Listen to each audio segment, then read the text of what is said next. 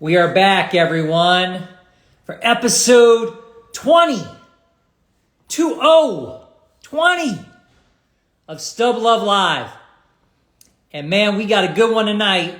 We got a real good one. We have Jeremy Scheuch on, and Jeremy he's an old school collector. When you start hearing that people have collected tickets for 8, 9, 10 years, you know, that's a lot. Look at all the people. We got Justin. I see we got Wheelers. We got Jamie Brzezinski, Josh. Here's Jeremy. Let me get him. Brandon Johnson, I see on.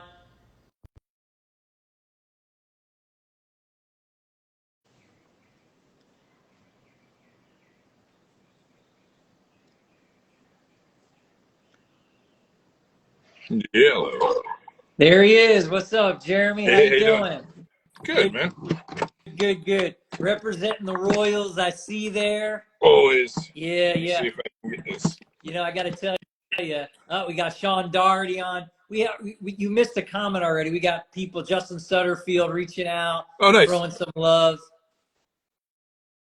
A lot of people throwing love. So I appreciate, Jeremy, you coming on.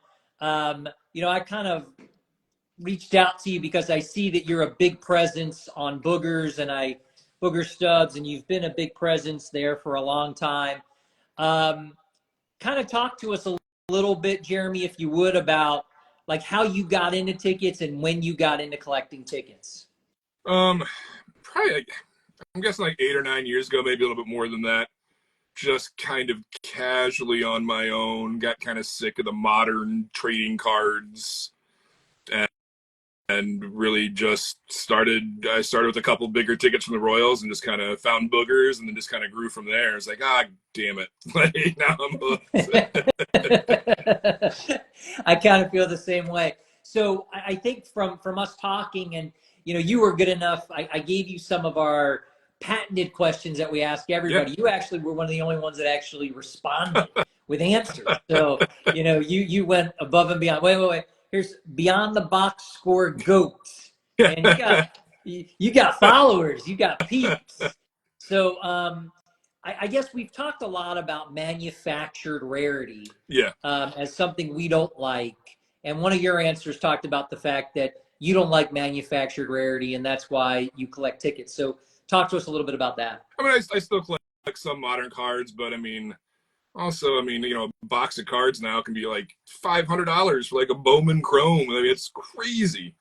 So having a ticket stub where how many people were at the game, especially the farther back you get pre-barcode, the fewer and fewer tickets there may be from that event. So many, not that pop reports mean anything on PSA for tickets, because a lot of people don't grade, but I have the vast majority of what I have vintage that's the only one I've seen. Or for some of the rarer tickets, like I know the 6 people that have that ticket, right. And they stay in collections. Some of the modern bigger cards, they'll change hands 12 times in 12 months. I know who has that ticket. I know they're never giving it up, but I know where that ticket is, Yeah, I think that's one of the really great things about ticket collecting. The cool thing is just how few of them there are. I guess if other people kind of get into this a little more and we start to make it a little bit more popular with overall collectors of sports memorabilia or just memorabilia in general, man, tickets got a long way to go, I think. It's got a long way to go. And people, and with a baseball card, 86 Jordan, great card, love that card. But for most people, there's not like an emotional attachment. Like, I collect tickets. Like my dad and I went to that baseball game. No one else, that ticket is worth more to me than anybody else would be. People collect birthdays or day their kid was born or things like that. I think there's a much larger emotional attachment because it's a very specific moment in time that event occurred as well. Yeah, I agree with you. So Jeremy, one of the things that I've noticed about you on Boogers, first of all, you're a huge collector. I know you sell a little bit, but probably like me, sell just to buy more. Exactly. But you're actually really doing a ton of research in order to find the stubs that you're putting in your collection. So if you would, without giving away more than you Sure. should, I don't want you to give away more than you should, because I know research and doing the work and all of that's very important. Tell us a little bit about how you go about doing it, what sources you go to, and how you find what you're finding. Newspapers.com is the biggest one. I'm on that just as much as Baseball Reference. That's a great way to cross-reference things, and knowing how to search newspapers.com, because it has millions and millions and millions of pages of newspapers. So knowing how to do that. Like, I'm collecting Morgana the Kissing Bandit games. So it took me a week off and on of going through every year, searching for her name, going through, and knowing the right keywords to type in to literally find what I think is the most comprehensive list, or the Bo Jackson Breaking the Bat. I have all 7 of those games, but it's just a matter of scouring newspapers.com, because, like I said, the behind the box score stuff I do, that stuff doesn't show up in box scores, No. or the first player to do this, first player to do that. It's the box score, but newspapers.com. How much time do you think you're spending on a project like that, like going on newspapers.com each week? A lot. it just depends what it is, and then I'll be searching for something else on newspapers.com and see something obscure that's happened on there, and I'm like, I had no idea that even happened. Like, I don't think anyone remembered that happening from 30, 40, 50, 60 years ago. Yeah. So it's newspapers.com. I'm assuming it's like Baseball Reference, Football Reference, New York Times, any other media outlets that you're getting stuff from? I can get everything I need from newspapers.com, because New York Times is like a separate subscription. It's only like $20 a month for newspapers.com, but it's well worth it. Because you can't find minor league box scores, you can't find spring training box scores on Baseball Reference. So that's the other way. I think it's Stats Crew has some minor league stuff on there. Mm-hmm. So you can at least find that there's like a 1984 Albany Colonies ticket stub, that's Don Mattingly, but then you have to go, I go there first to see who was on that team, and if there's nobody of note on that team, then I don't bother researching any much farther. But if there is, I see Don Mattingly played on that team, then I can go back to newspapers.com and cross-reference that. How many times have you just been scouring newspapers.com from one of your projects, found something that you thought, wow, I didn't know that. You learned it by reading it, and then you go on eBay and you're able to find the ticket stub to that. That's what I did with that Thurman Munson Pine Tar game. I had no idea about that Thurman Munson Pine Tar game, and said I was looking through newspapers.com, went on eBay right away, and it was just sitting right there. I did that with some of the Morgana games as well. Yeah, so if anyone doesn't know, I think that's the game before the real Pine Tar game with George Brett. A couple years before, the Royals did that same thing to Thurman Munson and the Yankees, and for whatever reason, his bat was confiscated and he was out. So that was the prelude to the Pine Tar game. Billy Martin kept that in his back pocket. Oh, he did. Let me ask you this, Jeremy, as kind of like a real traditional old school ticket collector. And I don't mean to age you, but like I said, if you're in this 8, 9, 10 years, you're definitely OG, and we kind of bowed down to guys like you. So I'm so happy that you came on. Thank you so much, by the way. What's your thought process on 2 things? And I think they're different because I see them differently. Trimming of tickets, and then ticket restoration. Like if there's scrapbook material on the back, having someone professionally remove that. I think removing the scrapbook or paper or where it's glued in, that's a totally different thing than trimming. But I know some people really care, and it's different for modern, but I could care less what grade a ticket gets. As long as it displays nicely, I can read the full date on it. Even there was one of my Grail tickets is Doc Ellis LSD no-hitter. There was one on auction a year or 2 ago, but it was a full Pristine ticket. I'm like, it's cool, but I want one that's been torn in half that I know was there. I know it's like a weird, I want something that was there for that moment in history. Yeah. I think that was a Hunt auction And I Yeah. think that went for a big number. Yeah. But That was also on the other hand too, like I picked up a couple full tickets today, in like beautiful condition. I'm like, well, also what's stopping me from ripping those in half? Like you know, it's like a weird catch-22 thing. Yeah, I've always felt the same way, but at the same time, I try to leave my tickets alone. Yeah. I don't touch them. I don't do anything to them. But I would tell you this, Jeremy, if I went ahead and purchased a ticket that had, scrapbook material on the back, like Sean Doherty and I have talked a lot about this, and I know he's expert in removing some of that, and I know there's some professional companies that do it. I kind of don't think that scrapbook material, it didn't belong on the ticket. It Right. wasn't there when the ticket was produced. So removing it is a-okay in my book, as long as it's done, the appropriate way and done nicely. Yeah, as long as you're not like trimming or anything like that. But yeah, that's a totally separate, in my opinion, totally separate thing. So I want to talk to you a little bit about poaching of tickets on eBay. It's funny. I've had a few recent episodes of poaching where I've bought something and then someone reaches out to me and says, I'm an older man and I'm sorry. Yeah. I just got diagnosed with something. I'm going to have to go into surgery. This is probably not going to be able to get mailed out to you. Apologies. But all of his other auctions are still active and he's selling everything. And I'm like, well, obviously he realized, or someone told him. How often are you seeing that on eBay, and anything that we can ever do about it? I mean, eBay. It is what it is. That's why I love boogers. Like, if you agree to something, that's the price. I've fucked up before too, or like, I didn't realize that's what it was. But I've had my fair share go the other way too, so I'm not going to complain. I mean, I literally, yeah. I think my worst one is the Pete Rose debut from. Tell us that story. That's a great story. They had a bunch of buy it now Reds tickets, and I saw 63 opening day. It was $40, $50. I mean, I've never hit buy it now so quick. She had the mailing address. Like, she already, like it's shipped. I'm like, great. I still hope I get it. And then like, oh yeah, my husband came home. He doesn't want me to sell that one. I'm like, well, all the other tickets are still up there, so Funny.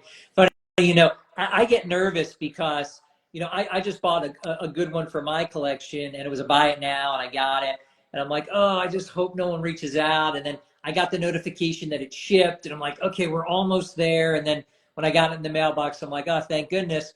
But I've had a few recent episodes where, unfortunately, someone's nabbed them from me.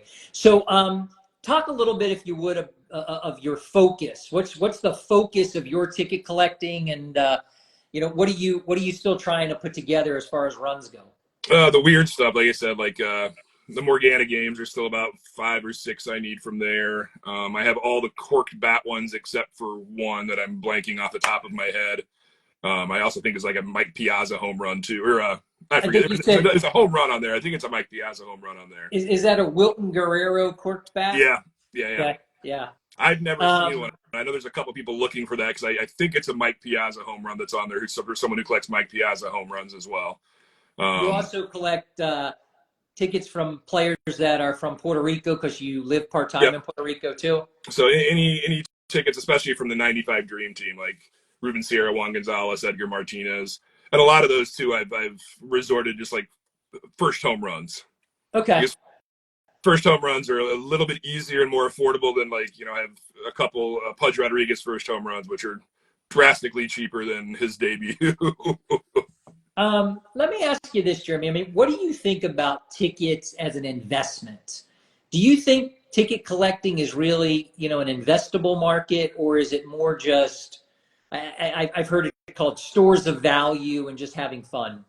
It's hard to tell anymore. I mean, I think COVID pricing kind of skewed a lot of things completely screwy.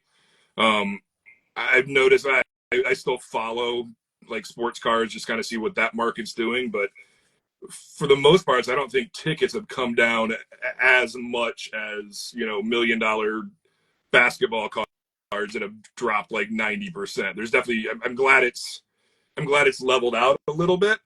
But I don't think it has much as baseball, but who the hell knows, man? Yeah. Also, as tickets go away and they're getting harder and harder to find. But I mean, Babe Ruth's been dead for what, 70 years, and people still love collecting Babe Ruth. A lot of people who collect Michael Jordan don't even remember when he played. So, I think, it's Michael Jordan and Babe Ruth. Those players I think will always be there, but who the hell knows? I do it because I like it, I know you do. So you're the guy, because we talked a little bit. You're the guy. I'm not this guy. I can't be this guy. You're the guy that finds ticket lots on eBay and I guess takes a risk and gamble when every ticket's not shown, buys the lot, and then just kind of rolls the dice and hopes that they hit gold. Yeah. I like doing that research. I mean, I research as much as I can. One that I literally, since we talked last time, I missed out on a Rod Carew debut yesterday for $125 on eBay. Just do you know who got it? No, I don't. Like, it was a lot on eBay, and I started doing research. Like, oh crap! But by the time I figured it out, yeah. Those MLB debut guys. Those guys are they're a tough crew. So if you figure it out, you better hit it quick, because they're gonna hit it quick. I'm pretty good. I can get on. I can do it's Baseball Reference, PSA, and the newspapers.com. How often are you finding big hits in those lots of tickets that you're buying that you don't see every ticket and you're not 100% sure what you're getting? It depends. I mean, it's 50-50. I mean, I don't go crazy on those lots. I mean, sometimes I see a lot of like 6 New York Giant tickets from 1964 for $15. I just buy those without even looking, because there's a good chance at least Willie Mays hit a home run. I can make my money back, get $15 back out of that. Gotcha. Gotcha. Sometimes it's just take a gamble. I got lucky with a New York Yankees lot a couple months ago, and there were 2 Sammy Sosa debuts in there. Wow. So I'll take. That's great. Yeah. So you're doing pretty good. So show us some tickets. I know you brought some stuff. Yeah, most of my big stuff's like the PSA graded stuff's all back in Puerto Rico, but this is one that I was lucky to get for very affordable and a good little lot. Ooh. I'm mostly baseball, but the snowball Santa Claus game from the Philadelphia Eagles, I can't resist on that one. And like I said, I'll take the full on this one because it looks really nice. Yeah, it does. It's a great ticket. It really is. Like I said, mostly baseball, but some of the lots I've gotten recently had the it's hard to tell with the light, but the White Sox shorts debut. It's awesome. That's one of those weird ones. Like I said, it's not in the box score, but I mean, anybody who watched baseball remembers how awful that was. And this one is not. This was one of my first 2 big tickets I got that really got me into. This isn't that ticket; it's the second one I have. But Disco Demolition. Awesome. It was Disco Demolition, and then George Brett Pine Tar game. And I remember buying that 10 years ago, I think. And it was on eBay and auction, and it was like $125, and I thought that was a crazy price to spend on a ticket for something like that. Now they're at least 10 times that. Yeah. Yeah. That's really cool. Those are cool. That's cool stuff that you showed us right there. I'm already like, whoa. And these are just like the fun, like if you're gonna collect, it's like having the Jordan rookie or whatever rookie, but like Mike Trout debut, I got for a good price on eBay. The Ripken 2131, that was like a moment that everyone remembers. Yep. The Kerry Wood 20 strikeout game.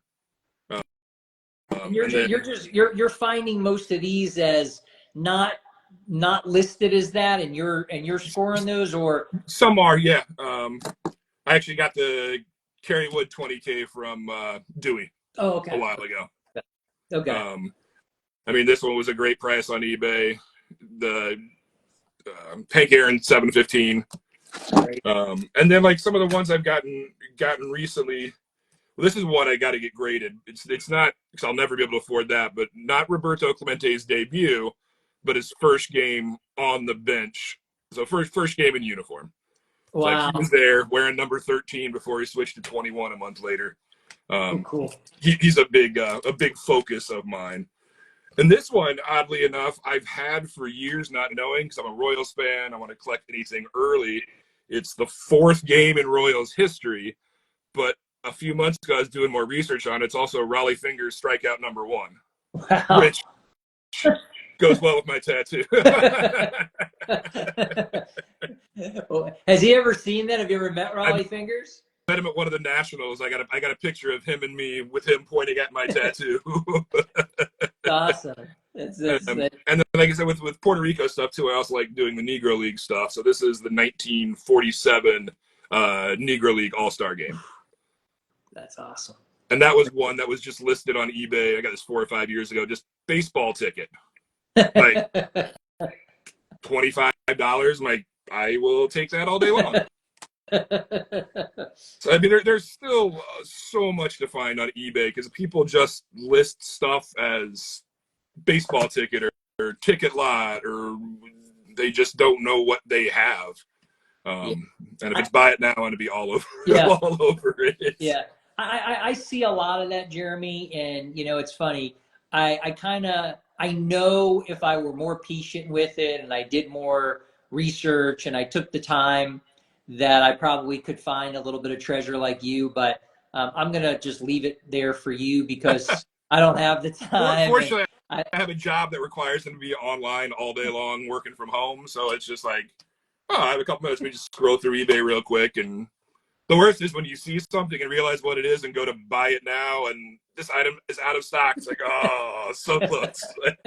I've had a couple of times, Jeremy, where I've actually had it in the cart and it wouldn't let me check out. And I'm just like, oh, what's going on? And I'm like, no. And so close. I know I got.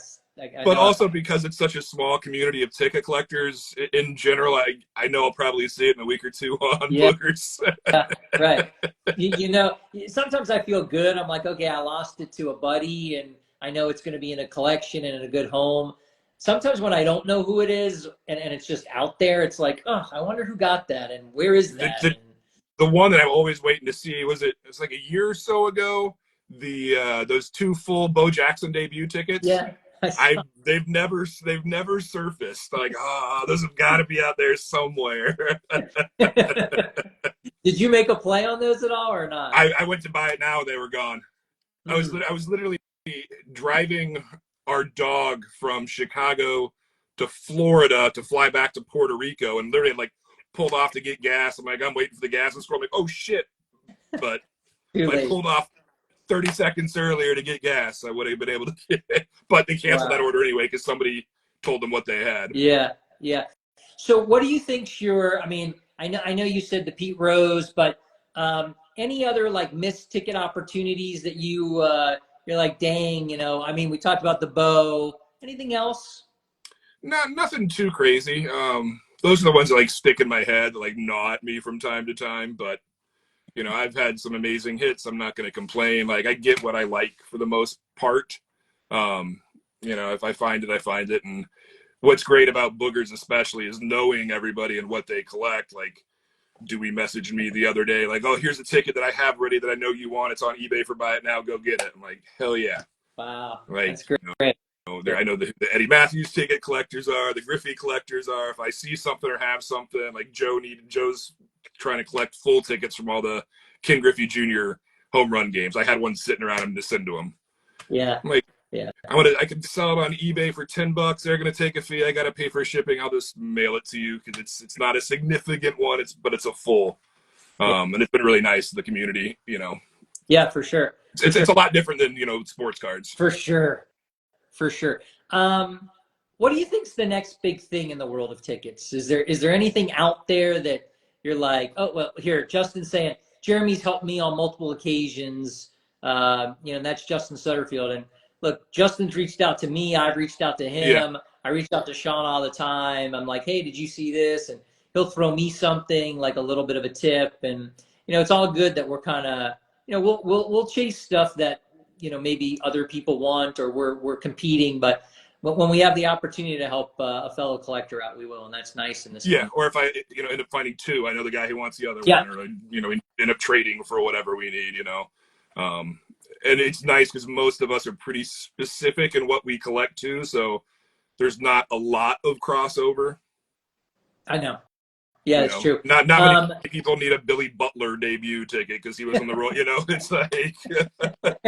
I mean, no offense, but I'm not chasing a Wilton Guerrero corked bat game. But Yeah. if I happen to see one, Jeremy, I'll make sure that I text Yeah. you immediately. Or some random organic game or some weird. Yeah. I had the game where King Griffey Jr. pinched his testicle and was out during the game. It's stupid, but like I want to see if PSA puts that on the flip. If Matt Fuller put Griffey Jr. pinched his testicle. Fuller, are you there? Is that getting done? So I asked you, what do you think the next big thing is in ticket collecting? Is there something that we haven't tapped into yet? I just hope we keep having tickets. They're getting harder. They're getting harder to find, and then they're printed on such cheap paper that some of the modern ones, I'm afraid, like if you don't store those the right way, that stuff fades and just like burns out and turns black so quickly. Yeah. That's why I like the vintage too. Like those are in there. Those aren't going anywhere. But some of the newer ones where I'm like, I'm trying to collect all the Kansas City Royals opening days, and it's just getting tougher and tougher. I don't even bother anymore. I stopped the past couple of years. Really? Wow. I was going to ask you maybe if you still find them here and there, but I guess not. I know a few people who can get specific teams through different ways, but it's almost not even worth it. Like I said, it's so hard. And then an opening day ticket for the Royals a couple years ago when they were still printing easily, $10-20, and I was like, I gotta pay I get it's like there's 4 of them out there, but why am I paying $100 for some obscure stat that literally I'm the only one who cares about? Yeah. It's funny because a really close friend of mine was invited to Dwight Gooden's retirement game at Shea Stadium. It just happened, I think, last week, and he was in a box, and he was, kind of an invite by the family. And I texted him before, and I said, hey, if you can get some of these tickets, I'd be interested, pick up a few if you can. And he texted me back. He's like, they are not printing. They told us that the printers are gone and they just can't even do it, period. Yeah. And then somewhere we see them on eBay where there's tickets to that game. Not a lot. So I don't know if maybe the box office people, they know it's an important game and they have a way to print them. I don't know, but I know one of the owners of the Blackhawks, and I texted him before because obviously he went on the road to see his debut, and he's like, I own the fucking team and I can't get a ticket. Like, crazy. It's crazy.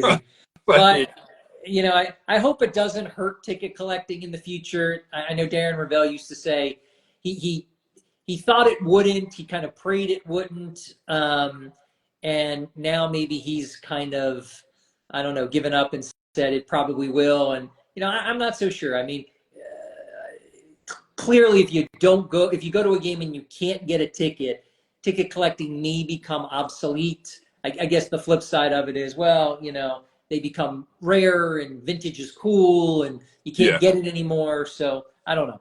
I'm 45. I maybe got another 40 years left. I'll be dead before I think it's completely gone, so I'm not worried about it. I hear you. So let's run the gauntlet, Jeremy. These are questions you don't know. We'll have a little fun. Nothing crazy tonight, but I always run a full. The first few are the same, and then a couple about you more personally. So stub or full? Like I said, I like stubs. Like, as long as it displays nicely, I want something that was there. Yeah, I hear you. PSA, Beckett, or no slab at all? And I got to tell you, Jeremy, for you, I'm not so sure where this answer is going. So it's been a while since I submitted, but when I do, it's PSA. Okay. I mean, you had a lot of tickets. I know you're in your second home, but you had a lot of unslabbed tickets there. Most of the vast majority. I also it's like, do I spend $25 or $30 on getting 10 tickets slabbed, or I spend $300 buying a ticket I need? I hear you. Yeah, I understand. And they're like much easier for a little tip. Obviously, the card saver 4s or whatever they are. Yep. But if you get the bank, these are the zippered bank deposit things that people put money and checks in. Wow. So when I travel, I have them separated out to what I need. I can throw them in these, and they stay together, and it's not going to fall out. So my little tip for the day. All right, we'll take it. We'll take it. Signed tickets or unsigned tickets? If it was signed when the ticket happened, yes. Afterwards, especially after that Tom Brady fiasco, and I want to be able to read like a Ted Williams signed ticket. That's one thing where you can kind of read who it is, but like Salvador Perez, one of my favorite ball players, but his autograph's horrible. I don't want that on a ticket. So Yeah, unsigned in very rare instances. okay, fair enough. PSA 10 ticket or a PSA Pop 1 ticket? Probably Pop 1. Yeah. Like I said, grade really doesn't matter to me as long as I can read everything on there and it's not falling apart completely. Yeah, I was telling people, I just got a PSA order back, and when I got the information, I was just happy that the flips were done the way I asked. I didn't even look at the grades. Didn't even care. Doesn't. Yeah, no, I do not care. And then grading tickets is so much more subjective than grading cards or anything. Like, as long as it look good. Yeah, no, I hear you. And be protected. So would you rather complete a Kansas City Royals collection, milestone run that you're doing, or is there something else that's more important to you? It depends day to day. Like I'll find something I need for one of my little collections, and then I get super excited about that for a couple weeks, and I find something else, and I think it totally depends. I mean, fortunately, the Royals have only been around for a little over 50 years, so it's a lot easier than being like a Yankees fan or something where there's 100+ years of history. At least I can go back to 1969 is all. not that. And even with the Royals, I mean, there's always going to be another ticket I want. There's always some weird, like I'm looking. I did the research to find when the first live mascot hot dog race was for the Royals. Like no one else cares about this nerdy crap. Or the other one I've been looking for. There was a game where Slugger, the Royals mascot, got sued because the hot dog gun went off and hit some lady in the face. You need that. Stop using that and got sued. Like it's stupid. I know it doesn't like. I love it. It's mandatory. Must be in your collection. I love it. Booger Stubs or eBay as a better place to sell tickets? It depends. I mean, a lot of the tickets I sell, I go to the person directly. Like, I know you collect that. I'll go through it. Just it depends on the ticket and the day of the week. Yeah, I mean, I've had some good success on boogers, and I like that. There's no, Uncle Sam's not taking a piece of it and all that. And there's no kind of fee that goes along with it. So, I kind of like boogers better than eBay, but sometimes I feel like in eBay you're getting a lot more eyes and exactly. I think for sometimes the bigger tickets, eBay might be better because there's more eyes on it. For those under $100 tickets, a lot of times boogers will be better. Plus, I'll throw something up and I'll get like a cool trade out of it. Cool. George Brett debut ticket or a George Brett first hit ticket? Well, that'd be the same thing. Oh, it's the same game. See, it was a trick question. How about first home run? I mean, debut. Yeah. Debut for sure. Do you have that ticket or not? I don't. I have his second hit and his third hit, his first RBI, Pine Tar game, obviously. The ticket where he ended with, was it 390? Mm-hmm. Do you know how many debuts of Brett are in the Pop Report? Not many. I know one person who has them, but he's not giving it up.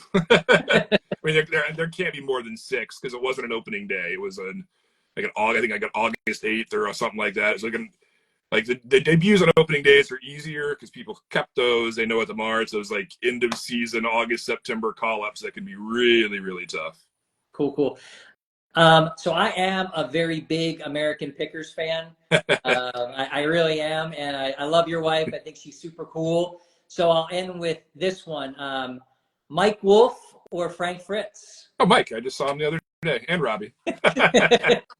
She always calls me with baseball stuff she sees on the road. I'm still waiting for her to call me. Like, I found a Babe Ruth debut ticket, or here's some 1913 Red Sox tickets. Like, yes, please. Have they found tickets and reached out? Nah, not really. They find like random baseball jerseys she'll call me about, or like older baseball cards. But baseball cards are easy to look up, Yeah. But some of the old jerseys and stuff, they found like some old Cardinals jerseys and things like that. Very. I was still waiting for the day where she finds that big box of tickets for me. If no one watched American Pickers, you got to watch it. It's always on TV, and it's a great show. And Jeremy's wife is on it. She's super cool, and I like her very much. So, Jeremy, thanks so much for coming on. I really, really appreciate it. You've been a great guest, and that is episode 20 of Stub Luv Live. You told me, Jeremy, you may be in Cleveland. I hope to see you there. If I do, try this beer. We'll definitely try to get a drink. Absolutely. Take care. Awesome. Thank you, my friend. Thank you. All right, bye-bye.